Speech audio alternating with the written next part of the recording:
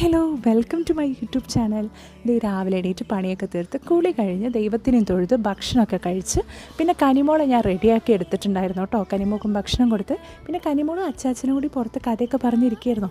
അതിനുശേഷം ഞാനും കനിമോളും അച്ചാച്ചനും അച്ചമ്മയും ഒക്കെ കൂടി രണ്ടാൾക്കാരെ കാത്തിരിക്കുക.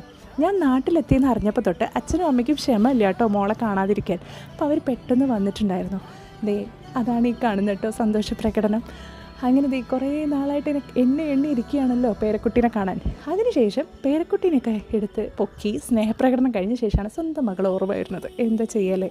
അങ്ങനെ സ്നാക്സൊക്കെ കൊണ്ടുവന്നിട്ടുണ്ടായിരുന്നു. പിന്നെ അവൾക്ക് ചെമ്മീൻ ഇഷ്ടമാണ്. അപ്പോൾ നല്ല ഫ്രഷ് ആയിട്ടുള്ള മീൻ, പിന്നെ അതുപോലെ ഞങ്ങളെ വീട്ടിലിട്ടായിട്ട് മാങ്ങ അമ്മ അങ്ങനെ എടുത്ത് വെച്ചിട്ടുണ്ടായിരുന്നു കേട്ടോ. അതും ഞങ്ങളെ വീട്ടിൽ റംബൂട്ടാൻ, പുളിമിഠായി, കരിമൊക്കെ എവിടുന്നോ കൊണ്ടുവന്നതാണ് അവർ ട്രിപ്പൊക്കെ പോയപ്പോൾ.